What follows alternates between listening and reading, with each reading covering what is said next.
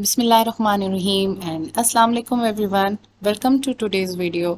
आज हम बात करने जा रहे हैं एक बहुत ही इंटरेस्टिंग और इम्पॉर्टेंट टॉपिक पर, जो कि है Jean Piaget's theory of cognitive development.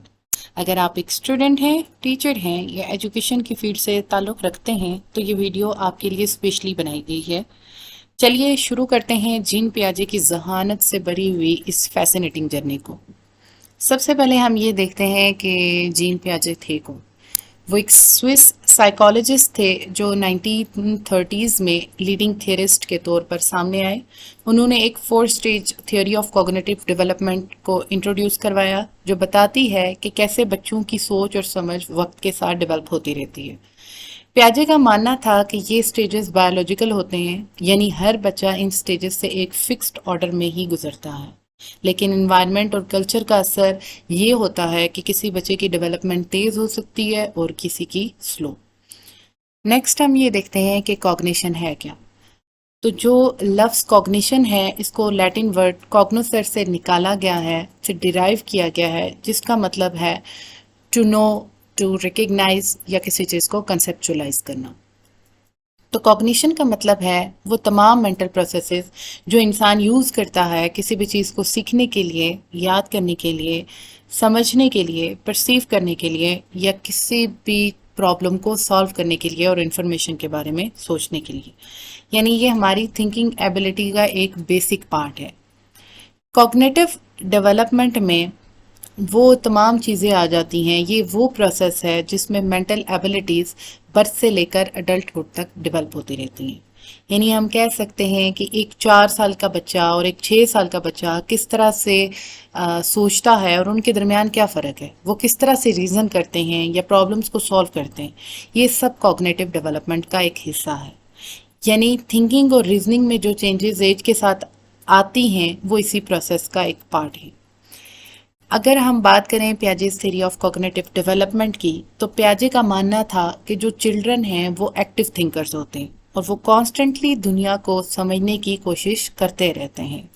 उन्होंने बताया कि ये समझ स्कीमास की फॉर्म में होती है, यानी ये वो मेंटल फ्रेमवर्क्स होते हैं जो बच्चा यूज़ करता है ताकि वो दुनिया को समझ सके, अंडरस्टैंड कर सके।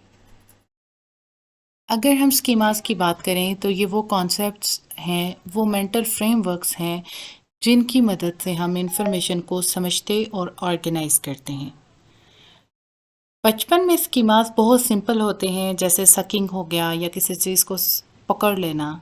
समटाइम्स स्कीमास को स्कीम्स भी कहा जाता है। अगर हम मुख्तसर अल्फाज में देखें तो ये एक पर्सन की पिक्चर ऑफ द वर्ल्ड है, यानी कोई भी इंसान दुनिया को किस तरह से देखता है। पियाजे के मुताबिक जब बच्चा पैदा होता है तो उसका स्कीमा रिफ्लेक्सिव नेचर का होता है, यानी बिना सोचे कुछ एक्शंस परफॉर्म करता है। फॉर एग्जांपल, जब एक न्यू बॉर्न बेबी के मुंह में कोई भी ऑब्जेक्ट आप डालेंगे, कुछ भी कोई भी चीज़ डालेंगे, तो वो उसको ऑटोमेटिकली सक करने लग जाता है। ये सकिंग रिफ्लेक्स बेबी का पहला स्कीमा होता है। स्टार्ट में तो बच्चा इस काबिल नहीं होता कि वो डिफ्रेंशिएट कर सके कि कौन से ऑब्जेक्ट को उसने सक करना है और कौन से ऑब्जेक्ट को सक नहीं करना। उस वक़्त उसके पास एक सिंगल स्कीमा होता है जो कि सकिंग का होता है। लेकिन वक्त के साथ साथ बेबी सीखता है कि सिर्फ मिल्क प्रोड्यूसिंग चीज़ों को ही मैंने एक्सेप्ट करना है और नॉन मिल्क प्रोड्यूसिंग ऑब्जेक्ट्स को मैंने रिजेक्ट कर देना है। इस स्टेज तक बेबी के पास 2 स्कीमास हो जाते हैं। एक स्कीमा होता है मिल्क प्रोड्यूसिंग ऑब्जेक्ट्स के लिए और दूसरा स्कीमा होता है नॉन मिल्क प्रोड्यूसिंग ऑब्जेक्ट्स के लिए। नेक्स्ट, पियाजे के मुताबिक जब भी बच्चे के अंदर स्कीमास डेवलप हो जाते हैं, मेंटल फ्रेमवर्क्स बन जाते हैं और बच्चा किसी चीज़ को समझना शुरू कर देता है, तो नेक्स्ट जो प्रोसेस होता है वो होता है एडेप्टेशन का। एडेप्टेशन को पियाजे ने लर्निंग कहा है। उसके मुताबिक ये एक लर्निंग का ही फेज़ है जिसमें बच्चा चीज़ों को सीखता है। अब बच्चा इन चीज़ों को 2 मुख्तलिफ अंदाज में सीखता है, या तो एसिमिलेशन होती है या अकोमोडेशन होती है। अब एसिमिलेशन और अकोमोडेशन जो हैं ये दोनों इनसेपरेबल हैं, यानी हमेशा ये दोनों साथ साथ चलते हैं। एसिमिलेशन का मतलब ये है कि आप एग्जिस्टिंग स्कीमा को किसी न्यू सिचुएशन या न्यू एक्सपीरियंस में फिट कर लेते हैं।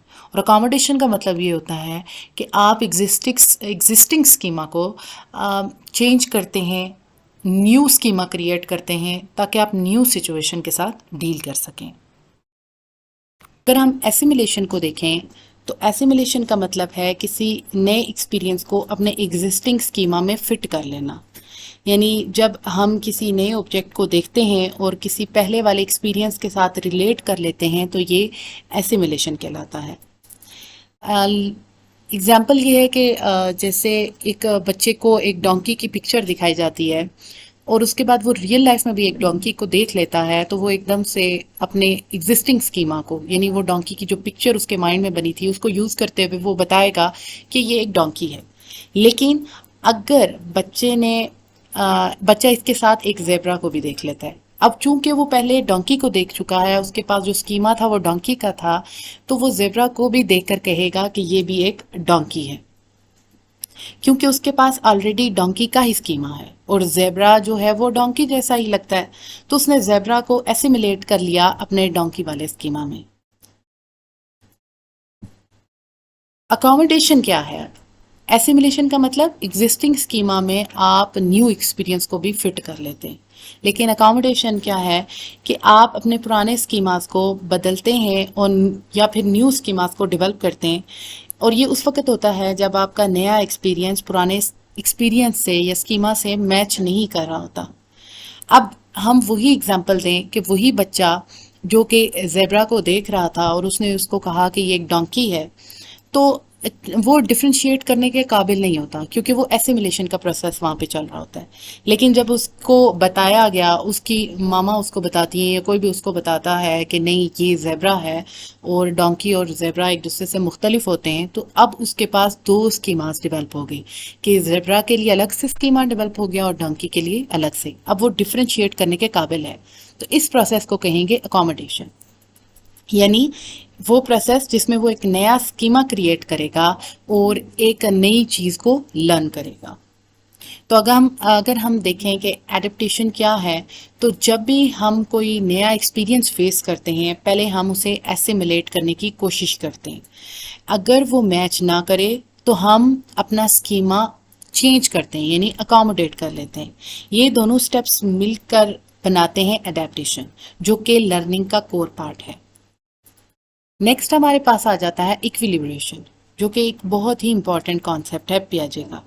पियाजे का मानना था कि लर्निंग हमेशा एक स्मूथ लाइन में होती है। जब बच्चा अपने स्कीमा से नई इन्फॉर्मेशन को हैंडल कर लेता है तो उसे कहते हैं इक्विलिब्रियम। लेकिन जब नए एक्सपीरियंस पुराने स्कीमा से मैच नहीं कर पाते हैं तो उस वक्त डिसइक्विलिब्रियम प्रोड्यूस होता है। यानी इक्विलिब्रेशन क्या है कि ये एसिमिलेशन और अकोमोडेशन के दरमियान एक बैलेंस का नाम है, जबकि डिसइक्विलिब्रियम एक इम्बैलेंस वाली कंडीशन है जो कि एसिमिलेशन और अकोमोडेशन के दरमियान में होती है। जैसे जैसे बच्चा कॉग्निटिव डेवलपमेंट के डिफरेंट स्टेजेस से गुजरता है, तो ये बहुत ही इम्पॉर्टेंट है कि कैसे उसने प्रीवियस नॉलेज यानी एसिमिलेशन के साथ न्यू इन्फॉर्मेशन को अकोमोडेट करना है।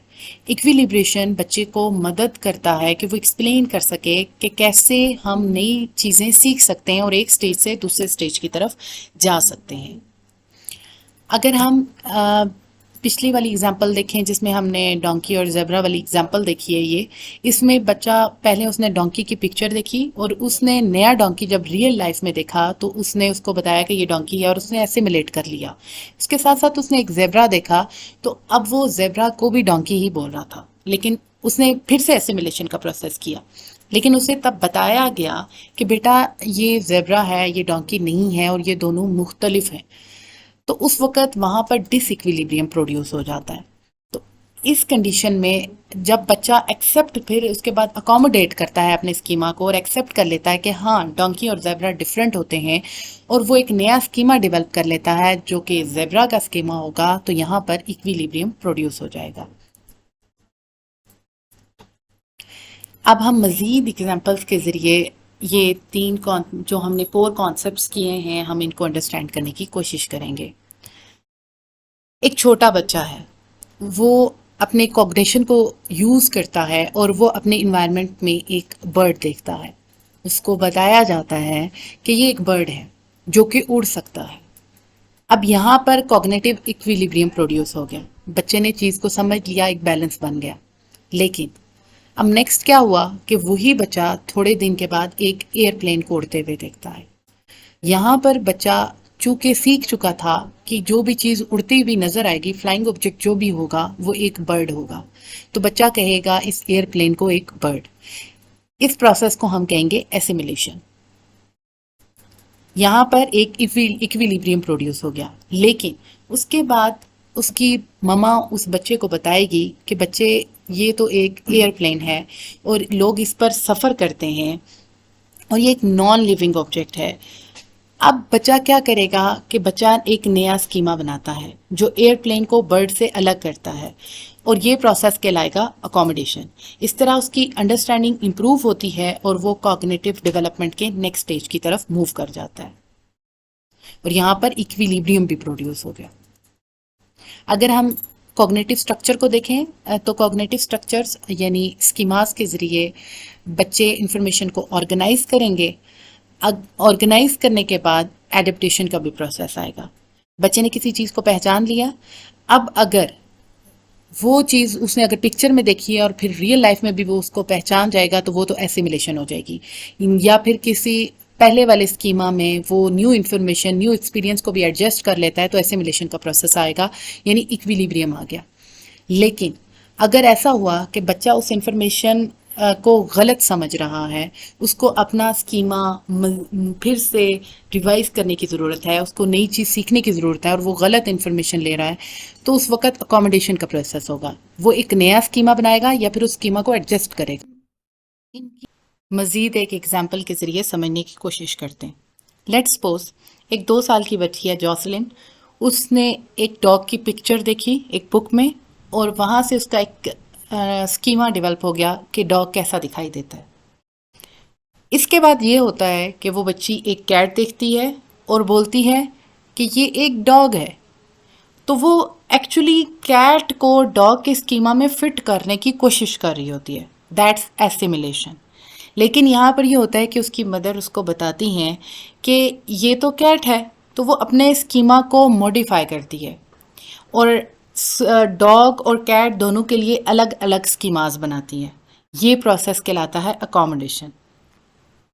तो ये था एक basic overview Piaget's theory of cognitive development के की कॉन्सेप्ट्स का।